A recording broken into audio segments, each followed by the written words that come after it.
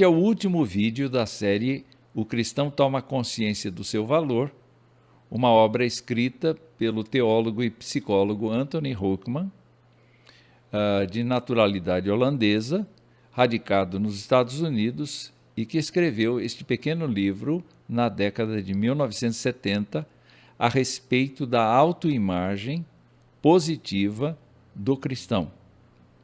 Vimos na primeira parte deste livro, em vários vídeos, a base bíblica para que o estudo fosse realizado. Em segundo lugar, nós entramos na parte 2, implementação, e desde o capítulo 10 até o capítulo 12, nós estamos encontrando as seguintes áreas abordadas. O que é que eu posso fazer para ter uma autoimagem positiva? Depois, Hoekman tratou do tema o que os outros podem fazer para uma autoimagem positiva.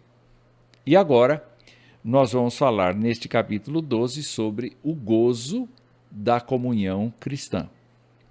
Lembrando que o que os outros podem fazer, no vídeo anterior, envolvia justamente as figuras da família, da igreja e do aconselhamento profissional.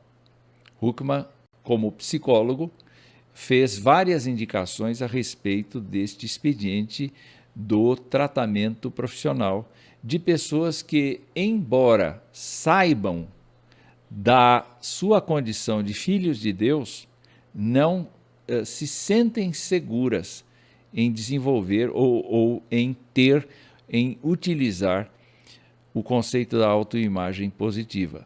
Pelo contrário, elas vivem num mundo de autoimagem negativa, se considerando miseráveis e pecadoras o tempo todo. Nós devemos nos lembrar que o Evangelho é de boa nova. Deus em Cristo liberta o pecador e lhe dá nova vida, a fim de que ele viva para a glória de Deus doravante. Hoje, nós vamos trabalhar o conceito da comunhão cristã, porque presumimos que todas as pessoas que têm consciência de que Cristo as libertou fazem parte de uma comunhão, de uma koinonia. E é muito interessante observar no capítulo 12 desta obra algumas falas do autor a respeito do que não é a comunhão cristã. A comunhão cristã não é conviver sob o mesmo teto em família. Ainda que a gente tenha sobrenome igual, ainda que a gente durma no mesmo quarto, ainda que a gente almoce na mesma mesa de almoço, isto não significa que a gente tenha comunhão. Às vezes a gente mantém segredos, a gente mantém situações absolutamente distanciadoras que fazem com que a família não se converse, especialmente nesse tempo em que nós estamos com celular, com internet, com outras coisas. É muito fácil ver as famílias que estão, pessoas que estão uma diante da outra tomando uma refeição, por exemplo, mas não se falam, não se conversam. Elas estão conectadas com o mundo, mas não estão conectadas em família. Então, o fato da gente conviver sob o mesmo teto em família não significa comunhão. Não significa comunhão frequentar a mesma igreja e estar juntos nos cultos, nas reuniões. Não significa comunhão isto. Significa, sim, um ajuntamento. Mas esse ajuntamento pode ser de pessoas que não se cumprimentam, que não se respeitam, não se perdoam, mas que estão ali no mesmo ambiente e pretendem, com isto, fazer o seu culto individual. Não tem, na verdade, uma ligação umas com as outras. E, naturalmente, não é comunhão quando a gente participa de eventos e movimentos que sejam de interesse comum. Então, na maior parte do tempo, a gente discorda do outro, a gente não aceita a pessoa do outro, mas quando há um assunto comum, então a gente se une. Isso não é comunhão. Isso é qualquer outra coisa menos comunhão. Então, Huckman identifica o que é comunhão cristã. Ele diz: comunhão cristã significa reconhecer que estamos em Cristo, não apenas como indivíduos, mas juntamente com todos os outros crentes em Cristo. Isso implica a obrigação e privilégio de reconhecermos nossos irmãos em Cristo como pessoas que são parte de nós, e nós parte delas. É muito interessante esta última frase: pertencemos a nossos irmãos na fé em Cristo e através de Cristo. É muito interessante nós pensarmos que quando cremos em Cristo, nós não temos meramente a comunhão com Deus. Nós passamos a ter comunhão com pessoas que também creem como nós cremos. E neste caso, Huckman passa a ideia de pertença, a ideia de que nós pertencemos aos nossos irmãos na fé em Cristo e através de Cristo. Como é que ele trabalha isto? De maneira mais clara, Huckman diz assim: ser irmão de outrem é possível somente mediante Jesus Cristo. Sou irmão do outro através daquilo que Jesus Cristo fez por mim e em mim. O outro se me tornou um irmão por meio daquilo que Jesus fez por ele e nele. Então, se duas pessoas confessam a Jesus Cristo como seu Senhor e Salvador, podem ser parentes de sangue ou não, elas estão entrelaçadas, elas estão envolvidas, elas estão comprometidas com Cristo, mas não apenas isoladamente, e sim solidariamente. Porque uma tem que cuidar da outra, uma tem que edificar a outra e assim por diante. Então, este relacionamento se torna uma questão de propriedade. Nós pertencemos a Cristo, sim, mas nós também pertencemos ao outro. E nesse sentido, a base de nossa comunhão não consiste no que alguém é em si como cristão, em toda a sua espiritualidade e piedade. A fraternidade é determinada por aquilo que alguém é, a partir de Cristo. Nossa comunhão consiste unicamente no que Cristo fez pelas duas pessoas. Quem falou isto? Toda esta frase foi Dietrich Bonhoeffer, que é citado por Huckman várias vezes nesta obra. Então, fica aí a convicção de Dietrich Bonhoeffer, no sentido de que nós nos tornamos um em Cristo Jesus com o nosso irmão de fé. Mas Huckman prossegue e conclui: se eu e meu irmão somos um hoje, seremos um eternamente. É bonita esta ideia. É bonita esta ideia, porque Deus não está tratando meramente com a salvação individual das pessoas. Deus está tratando com o grupo. Tanto é que as figuras que tanto Jesus Cristo quanto os apóstolos construíram para descrever o povo de Deus são muito interessantes. Por exemplo, Jesus Cristo disse que ele era a videira e que os seus discípulos são os ramos da videira e que dão frutos. Ora, numa planta, a gente sabe que os ramos estão interligados entre si, mas estão interligados ao tronco. Então, a seiva que percorre o tronco, percorre os ramos. E aí nós temos, então, uma nova dimensão da doutrina da eleição. Huckman vai dizer: eleição não quer dizer apenas que eu estou unido com Cristo por toda a eternidade, mas quer dizer também que eu estou unido a meu irmão para todo sempre. É muito interessante, então, nós pensarmos como o autor no fato de que, se eu perguntar a você, você tem Cristo no coração? E você disser, tenho. Pois é, nós estaremos juntos, porque eu também tenho Cristo no coração. Ainda que nós não nos conheçamos pessoalmente, nós estamos ligados pela obra de Cristo. E, naturalmente, nós fazemos parte da obra de Cristo. E quando esta obra termina? Ela termina na eternidade.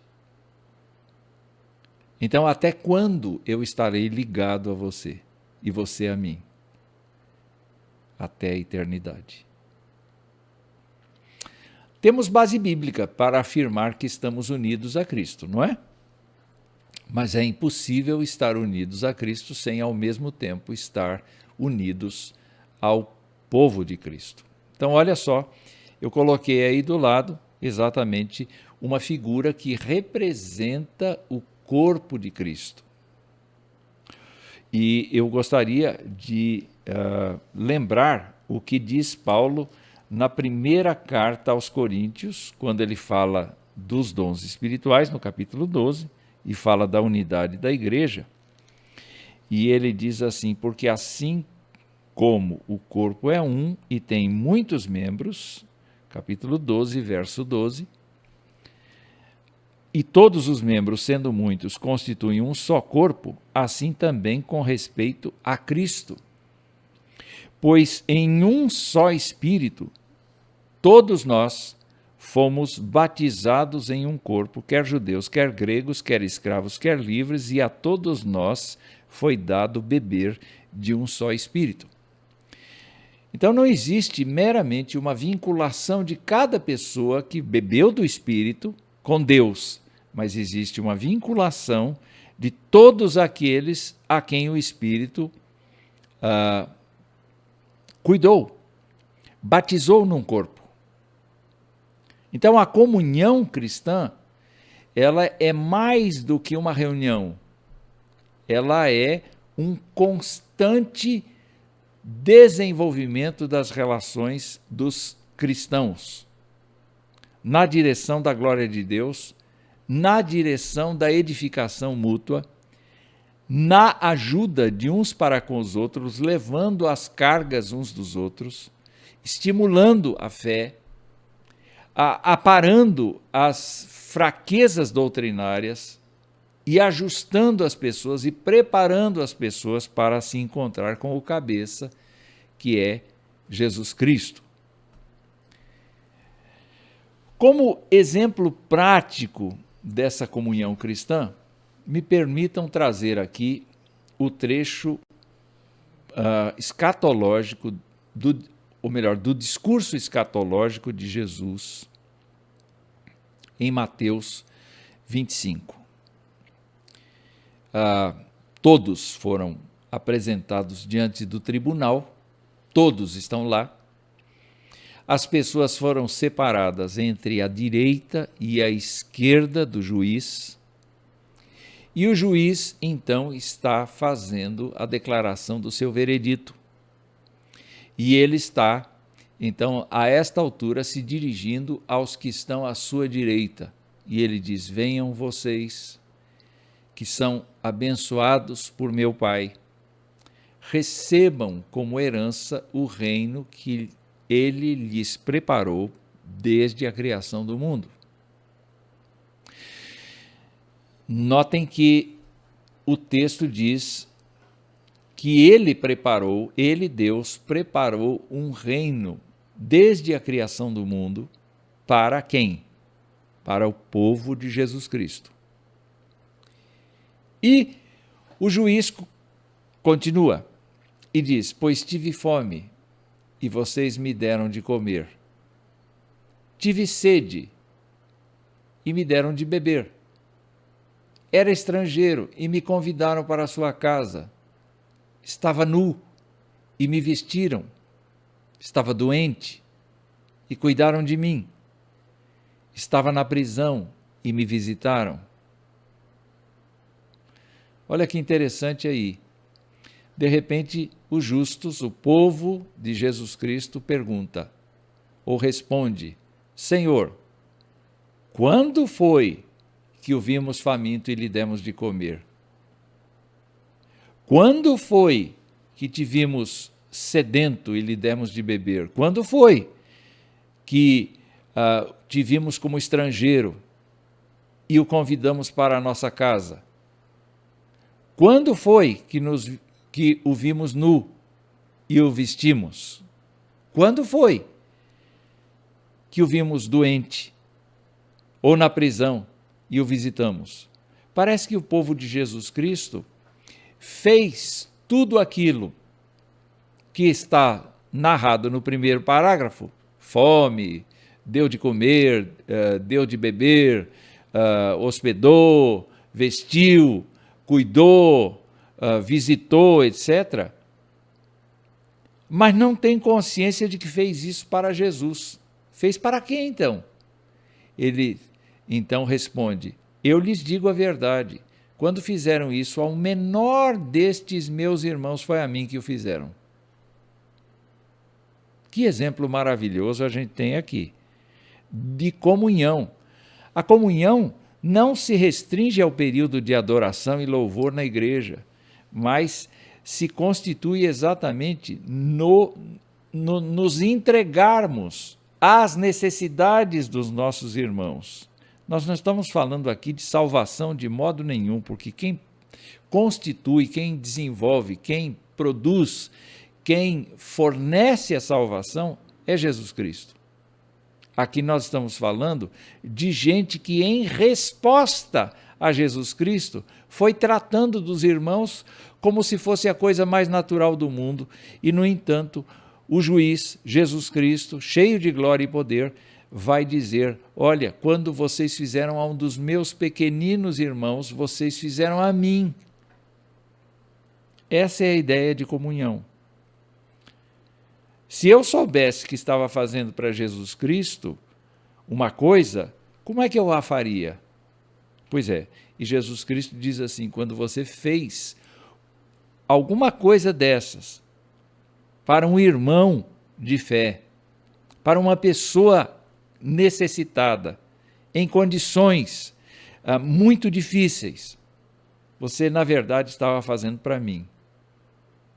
Então, Huckman explora bastante este lado da comunhão, dizendo que a comunhão é uma interação com a consciência de que nós nos pertencemos mutuamente. Então, preste atenção nos seus irmãos, preste atenção nas pessoas que confessam a Cristo. Você se considera parte deles e eles parte de você? Então, Huckman desenvolve algumas sugestões para a prática da comunhão cristã. Na opinião de Huckman, a primeira coisa é adquirir a atitude certa para com os irmãos de fé. E nesse sentido, então, ele diz assim: é preciso amar os irmãos e aceitá-los. Nós já vimos isso em vídeos anteriores, mas aqui há um texto que nos leva a pensar o seguinte: se nós dizemos que amamos a Deus e detestamos o nosso irmão, nós não estamos falando a verdade. Nós estamos efetivamente sendo pessoas irresponsáveis. Mas amar a Deus significa também amar o irmão, aceitar o irmão como ele é, com as suas deficiências e com as suas qualidades. E, na interação, crescermos juntos segundo a estatura de Cristo.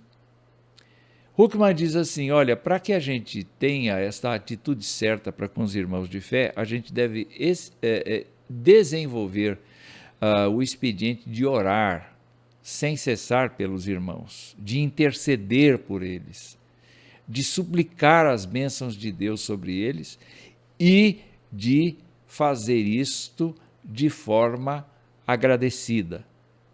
Quando a gente olha para 1 Timóteo capítulo 2, a gente verifica que Paulo está ordenando a Timóteo que o cristão faça isso não apenas pelos demais cristãos, mas faça isso por todas as pessoas da terra.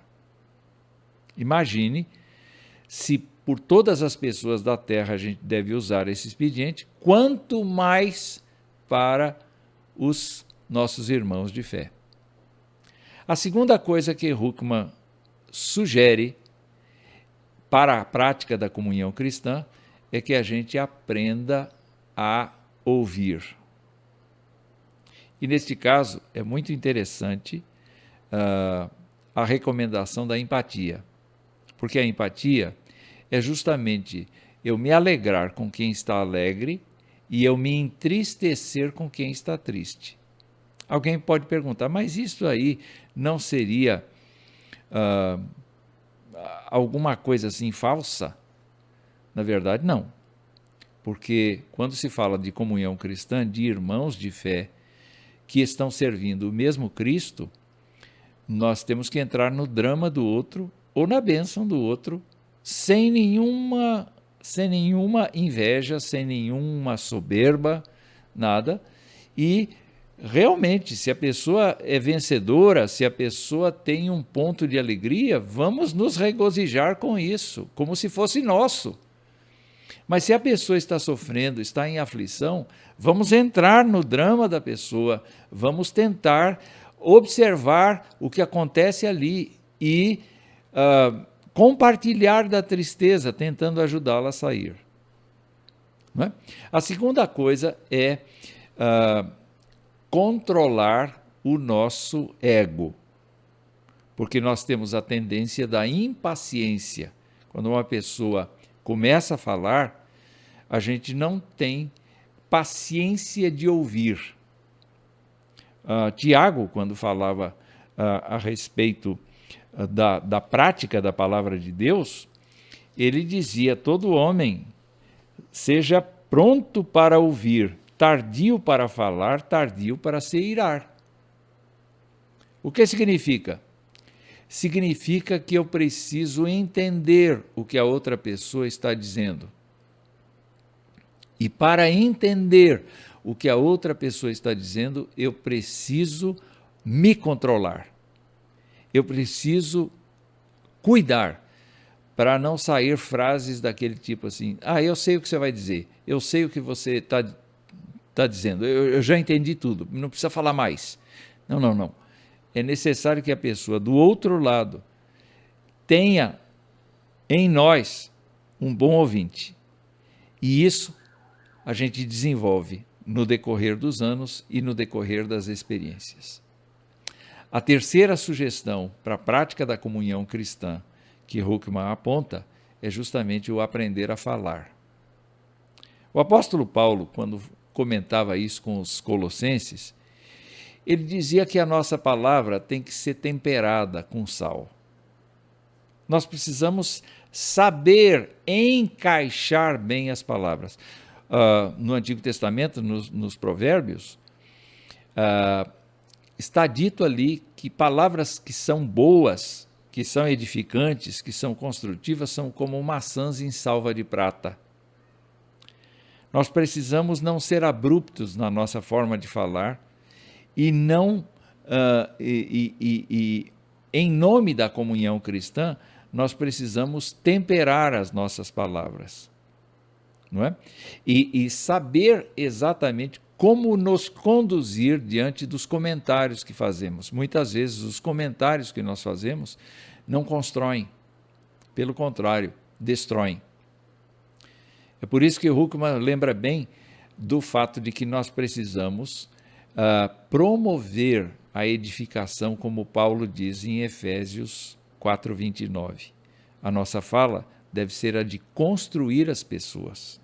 Então, se nós temos a atitude certa, aprendemos a ouvir, aprendemos a falar, nós vamos então construir a pessoa por meio de algumas palavras que são diferentes entre si. Uma palavra seria a de encorajamento, e neste caso a pessoa precisa ser erguida precisa ser encorajada. A outra palavra seria a palavra de orientação, no sentido de fazer a pessoa retomar o caminho correto das coisas. Então, muitas vezes, uma exortação, muitas vezes, a demonstração de que a pessoa pode melhorar, de que a pessoa pode se livrar de determinadas situações de complexidade, são importantes no sentido de nós ajudarmos as pessoas a terem uma comunhão cristã conosco mais apropriada e uma autoimagem mais positiva. E a última coisa, sem dúvida, muito aplicada nos tempos de pandemia, é justamente a palavra de conforto. Uma palavra em que nós demonstramos toda a nossa preocupação com o estado da pessoa, mas ao mesmo tempo nós apontamos para o Deus de toda consolação. Porque é Deus quem nos consola para nos consolar, para que consolemos a outras pessoas. E por último, a prática da comunhão cristã determina que o que nós fazemos é tão importante ou até mais importante do que nós dizemos. Porque aquilo que fazemos reflete o que realmente nós somos. Se nós dizemos que amamos, mas somos egocêntricos, o que nós fazemos prejudica o que nós falamos. E eu me lembro de 2 textos importantes que estão justamente na mesma sequência de texto, em Colossenses no capítulo 3, em que o apóstolo Paulo diz que para as nossas ações, tudo quanto a gente fizer, como crentes em Cristo, ao nosso irmão de fé, a pessoa que não conhece o Evangelho, tudo quanto nós fizermos, nós façamos em nome de Jesus. Sabe o que significa isso? Fazer em nome de Jesus, trazer para as nossas ações o Espírito de Jesus nas ações que praticamos. Isso significa lutar contra o pecado que nos assedia e executarmos, sim, a vontade de Deus em santidade de vida. E a última coisa é praticar todas as coisas, todas as nossas ações serem praticadas de todo o coração, como para o Senhor e não para os homens. Em outras palavras, a comunhão cristã, então, nos leva a pensar no fato de que nós pertencemos a Cristo, pertencemos ao povo de Deus mutuamente e as nossas ações devem ser feitas de todo o coração como para o Senhor.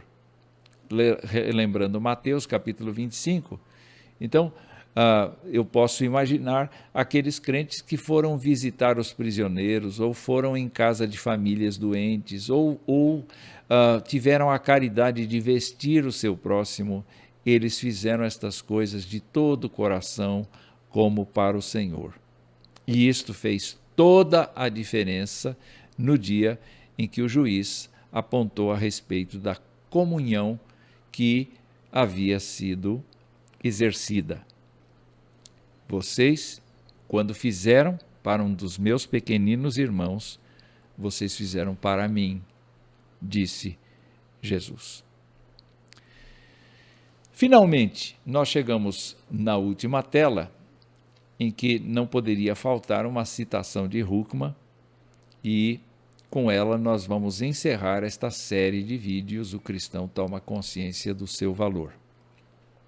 E ele diz: precisamos, portanto, encarar nossos irmãos e irmãs em Cristo como pessoas a quem pertencemos, com quem estamos unidos, não só até agora, mas para a eternidade. Tudo o que pensamos, dizemos ou fazemos precisa refletir o fato de que estamos em Cristo.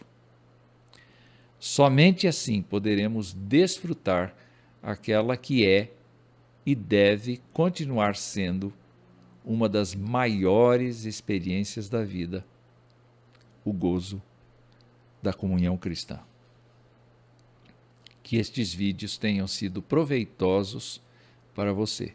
Se não assistiu nenhum outro, faça o propósito de assistir cada um deles. Deus te abençoe.